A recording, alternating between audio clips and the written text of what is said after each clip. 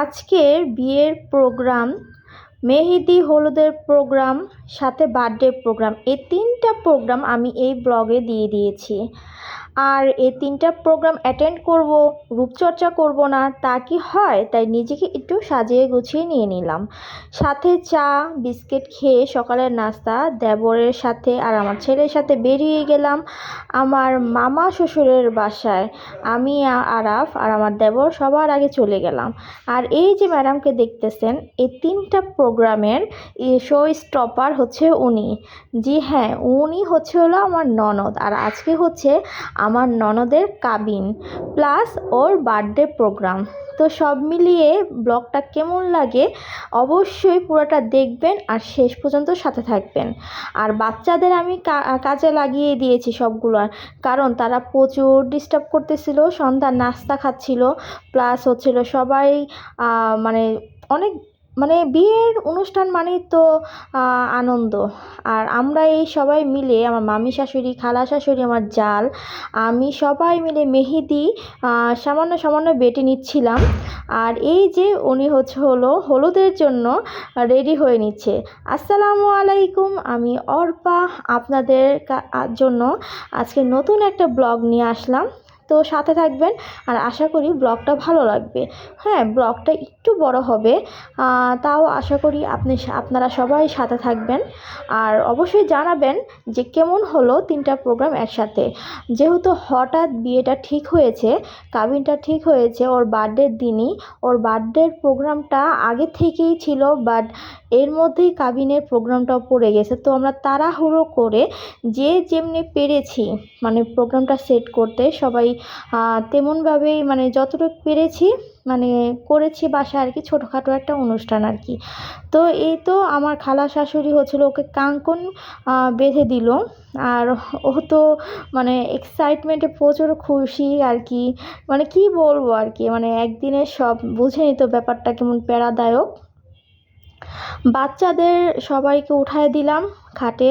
আর এই তো আমার মামা শ্বশুর, মামি শাশুড়ি, যেহেতু ওনারা বাবা মা মেয়ের, তো ফার্স্টে নিয়ম আছে হলুদের তারাই দিবে। তো এই নিয়মটা আছে, তো সেক্ষেত্রে তারাই আগে হলুদ দিয়ে ওকে আর কি প্রোগ্রামটা স্টার্ট করতেছে। আর আমরা দুষ্টুমি করতেছিলাম যে যার মতো। ওই যে দেখেন বাচ্চা একটু পরপর শুধু মানে মানে সবাই আর কি খুশি, আমি কি বললাম।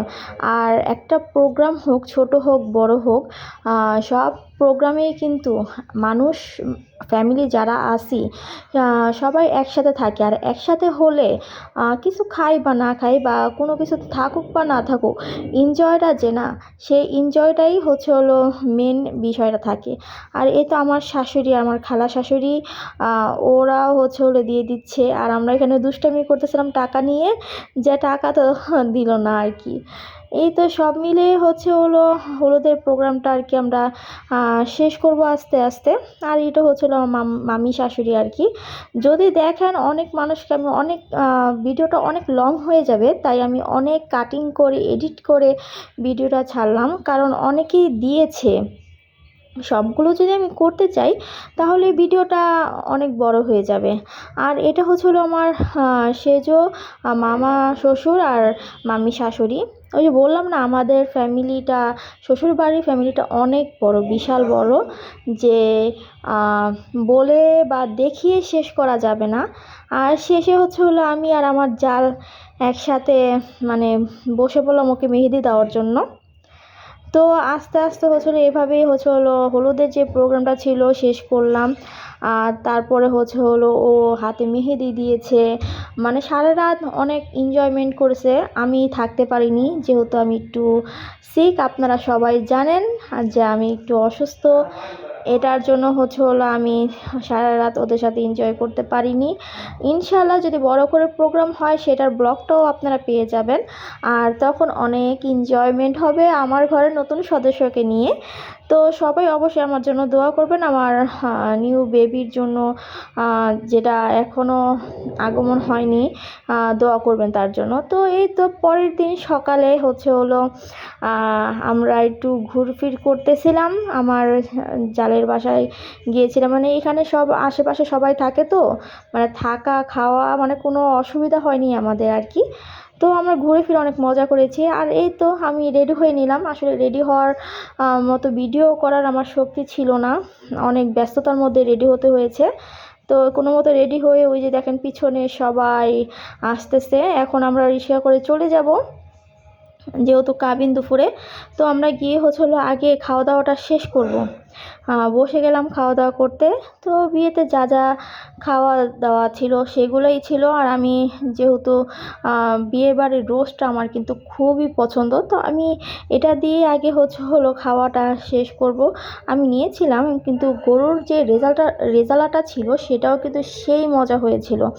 আসলে আমি বেশি খেতে পারিনি, ওই যে বললাম না, তাও যতটুকু পেরেছি আলহামদুলিল্লাহ। আর সবাই বসে গেছে, আর হলো যারা ছিল আমাদের সার্ভ করে দিচ্ছিল। আমি আমার জাল সবাই মিলে বসে গেছি। আর এই তো আমার দেবর আর এই যে মামি শাশুড়ি মানে ছিল, মানে ছোটোর মধ্যে ভালোই ছিল অনুষ্ঠানটা আর কি। মানে আমরা ছিলাম আর কি, তেমন কাউকে বলতে পারিনি। ওই যে বললাম না, 2-1 দিনের মানে ব্যবস্থা তাড়াতাড়ি করে করতে হয়েছে। আর এই যে আমার পিচ্ছি একটা ননদ, ওর নাম হলো হুমাশা, ও কিন্তু অনেক কিউট। আর এই যে দেখেন আমার দেবর, হাড্ডি ছাড়া যাবে না। আর এই তো আমাদের হলো ব্রাইড, সাথে তার বর। আর সবাই হলো যখন বর আসছে সবাই মানে এক্সাইটেড। আর যেহেতু আমি বড় ভাবি, তা আমি বসে গেলাম ওদেরকে হলো খাওয়াই দিতে। ওকে খাওয়াই দিলাম, ওর হাজব্যান্ডকে খাওয়াই দিলাম।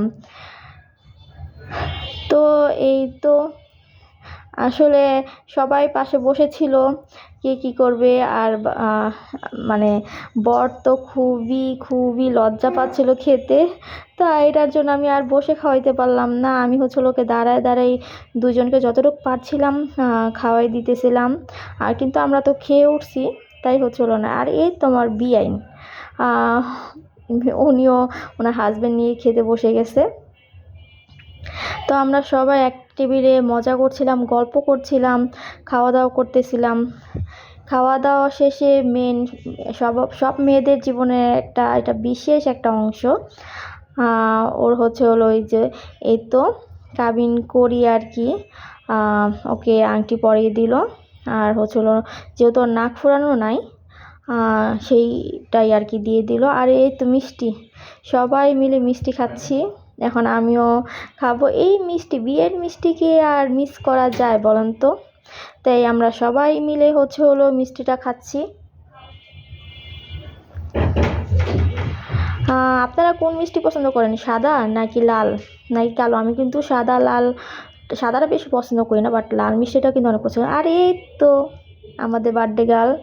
আর এখানে আমি একটু কাজে বসে গেছি, মানে ওর যেই হ্যাপি বার্থডে লেখা যেই ডেকোরেশনটা সেটা আমি সেট করতেছিলাম। আর এখানে ওর কেকের যেই মোমটা ছিল সেগুলো সেট করতেছে। আর এই তো এখন স্টার্ট হবে। মানে সারাদিনে বহুত মানে একটা প্যারাদায়ক হয়ে গেছে। আসলে ওর জন্য বেশি প্যারা ছিল, ওর ওর কাবিনের জন্য রেডি হচ্ছিল, পরে শেষে সন্ধ্যায় আবার ওর বার্থডের জন্য রেডি হচ্ছিল। তো এই তো আজকের ভিডিওটা এ পর্যন্তই। সবাই ভালো থাকবেন আশা করি। আর আমার ভিডিওটা কেমন লেগেছে জানাবেন অবশ্যই। এই যে সবাইকে দেখিয়ে আজকের ভিডিওটা শেষ করলাম। সবাইকে আল্লাহ হাফেজ, ভালো থাকবেন।